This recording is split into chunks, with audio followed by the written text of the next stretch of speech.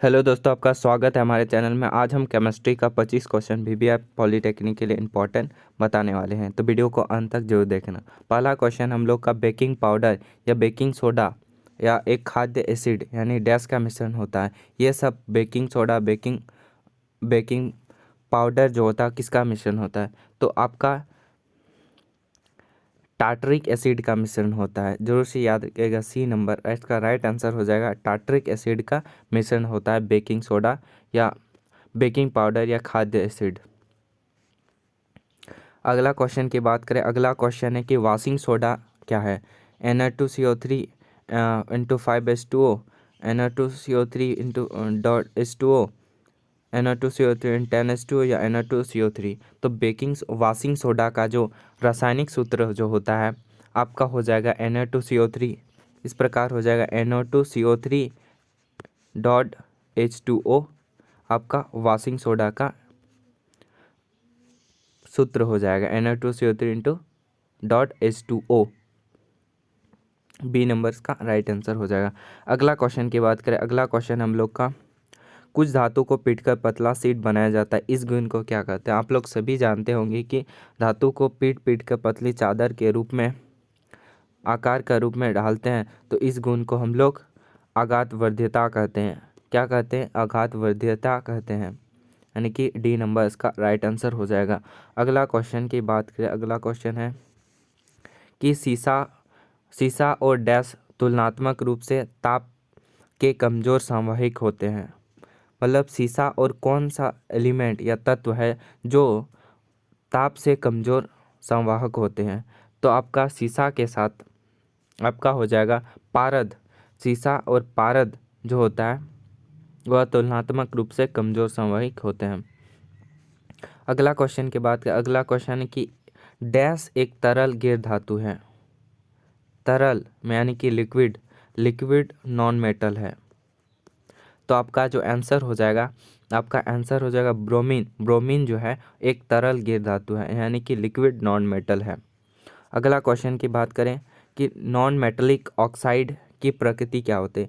तो non metallic oxide यानी कि नॉन मेटेलिक ऑक्साइड का जो प्रकृति होता है आप लोग जानते होंगे, वह होता है अम्लीय। वह होता है अम्लीय होता है। अम्ल जो होता है वह नॉन मेटल ऑक्साइड होता है। अगला क्वेश्चन की बात करें, वैसे क्षार जो पानी में घुलनशील होते हैं उन्हें कहते हैं, जो पानी में घुलनशील होते हैं उसे हम लोग कहते हैं अल्कलीज। अल्कलीज कहते हैं। जो वह क्षार जो होता है वह बेस जो घुलनशील होता है, सॉल्युबल होता है, उसे अल्कलीज कहते हैं। अगला क्वेश्चन की बात करें, निम्नलिखित में से मेटलॉइड कौन सा है? तो मेटलॉइड कौन सा है? मेटलॉइड की बात करें तो हम लोग लिथियम, सोडियम, कैल्शियम, टोरेलियम में से आपका मेटलॉइड हो जाएगा टुलेरियम। टुलेरियम जो है वह मेटलॉइड हो जाएगा। लिथियम, सोडियम, कैल्शियम तो एक ही प्रकार का, वह मेटलॉइड नहीं होगा। टुलेरियम जो होगा वह हो जाएगा मेटालॉइड। अगला क्वेश्चन की बात करें, अगला क्वेश्चन है कि आमतौर पर पीएच मापने के लिए संयोजित कागज का उपयोग किया जाता है। तो उस कागज यानी जो उपयोग होता है वह किसके इंडिकेटर होता है? तो आप लोग जानते होंगे, जो यूनिवर्सल इंडिकेटर जो होता है, यूनिवर्सल इंडिकेटर जो होता है वह आमतौर पर पीएच मापने के लिए कागज का उपयोग किया जाता है। तो इसका डी नंबर राइट आंसर हो जाएगा,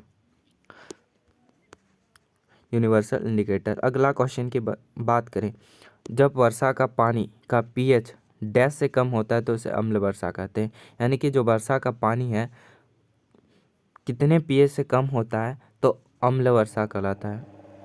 तो अम्ल वर्षा हो जाएगा, तो अम्ल वर्षा का पीएच हो जाएगा आपका 5.6।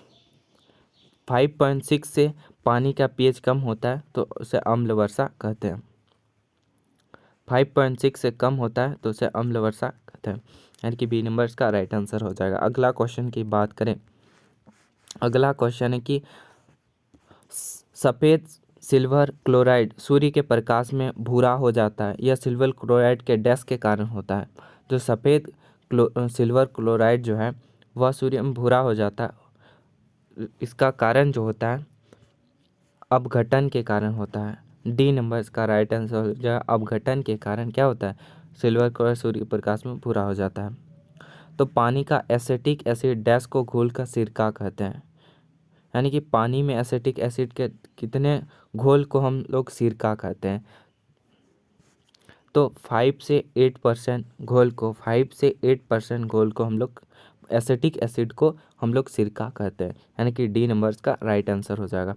अगला क्वेश्चन की बात करें, इथेनॉइक अम्ल डैश उत्प्रेरक में शुद्ध इथेनॉल के साथ प्रतिक्रिया करके एस्टर बनाता है, यानी कि इथेनॉइक जो किसके कैटलिस्ट के उपस्थिति में यह शुद्ध इथेनॉल को परिवर्तित कर एस्टर बनाता है।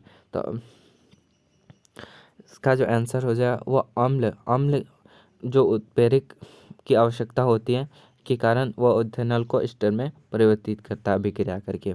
अगला क्वेश्चन की बात करें,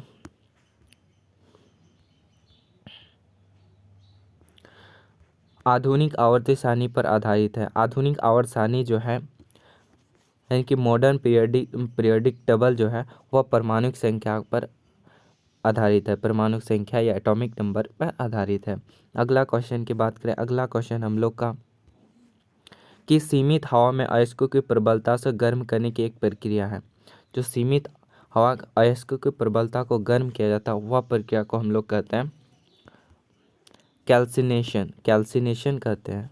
डी नंबर इसका राइट आंसर हो जाएगा। अगला क्वेश्चन की बात करें, डैश और सीजियम का गलनांक बहुत कम होता है, क्या हो जाएगा, थीलियम, रेडियम, गैलियम या तांबा। तो गैलियम और सीजियम का जो गलनांक होता है वह बहुत कम होता है, जोर से याद रखिएगा। गैलियम और सीजियम का जो गलनांक होता है वह बहुत ही कम होता है। अगला क्वेश्चन है कि डैश एक गैर धातु है, यानी कि डैश एक नॉन मेटल है जिसका यह जो चमकीला होता है। यह बार बार बताए हैं, यह जो आयोडीन जो होता है, आयोडीन नॉन मेटल है परंतु यह चमकीला होता है। अगला क्वेश्चन की बात करें कि ज्ञात प्राकृतिक पदार्थ में सबसे कठोर है, इसका गलनांक बहुत अधिक होता है। तो ज्ञात प्राकृतिक पदार्थ में जो है वह हीरा जो है सबसे कठोर होता है और इसका गलनांक भी बहुत अधिक होता है। अगला क्वेश्चन की बात करें, अगला क्वेश्चन है डैश उभयधर्मी ऑक्साइड है। ये भी क्वेश्चन बता दिया है कि एल्युमिनियम ऑक्साइड जो है वह उभयधर्मी ऑक्साइड है। अगला क्वेश्चन है कि मैग्नीशिया डैश के साथ प्रतिक्रिया नहीं करता। तो मैग्नीशिया जो है वह आपका ठंडा पानी जो है वह ठंडा पानी के साथ प्रतिक्रिया नहीं करता। मैग्नीशियम जो है वह ठंडा पानी के साथ आपको अभिक्रिया करते हुए नहीं दिखता है। अगला क्वेश्चन की बात करें, अगला क्वेश्चन है सबसे लचीला धातु। तो सबसे लचीला धातु जो होता है वह हो जाता है आपका डी नंबर स्वर्ण, यानी कि सोना, स्वर्ण यानी कि सोना यानी कि गोल्ड जो होता है वह सबसे लचीला धातु होता है। वह तन्यता का गुण पाया जाता है, इसलिए इस कारण सबसे लचीला धातु भी कहते हैं। अगला क्वेश्चन है कि डैश ऑक्साइड के साथ मतलब आयरन ऑक्साइड डैश प्रतिक्रिया करके रेलवे की पटरी या मशीन को टूटे हुए पुर्जों को जोड़ने में किया जाता है। तो आयरन प्रतिक्रिया डैश से प्रतिक्रिया कर वह पदार्थ बनाएंगे जिससे पटरियां और मशीनों को पुर्जे का काम में उपयोग होता है। तो आपका जो आंसर हो जाएगा आपका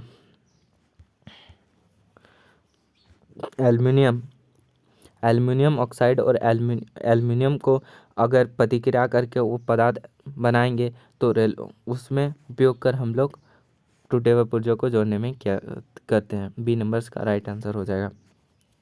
अगला क्वेश्चन की बात करें, अगला क्वेश्चन हम लोग का डैश के ऑक्साइड को कार्बन कम नहीं करता।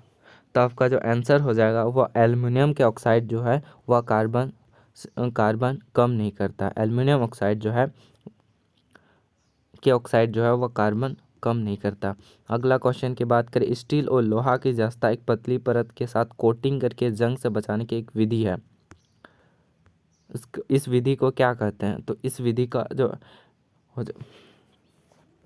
इस विधि को हम लोग गैल्वेनाइजेशन कहते हैं। गैल्वेनाइजेशन हम लोग कहते हैं, क्या कहते हैं कि स्टील लोहे के जस्ता की एक पतली परत कोटिंग के जंग से बचाने की विधि को हम लोग गैल्वेनाइजेशन कहते हैं। अगला क्वेश्चन की बात करें, कांस्य, तांबा और डैश का एक मिश्र धातु है। तो कांस्य, तांबा और टीन का एक मिश्र धातु है। कांस्य जो होता है, वो तांबा और टीन का जो है वह मिश्रण होता है, यानी कि मिश्र धातु होता है। एलॉय जो होता है वह तांबा और टीन का होता है। तो इस वीडियो में इतना ही। वीडियो अच्छा लगा तो वीडियो को लाइक शेयर सब्सक्राइब जरूर कीजिएगा। हम डेली वीडियो अपलोड करते हैं आप लोग के लिए, तो चैनल को जोर से लाइक शेयर सब्सक्राइब करिएगा। अगली वीडियो मिलते हैं, तब तक के लिए जय हिंद।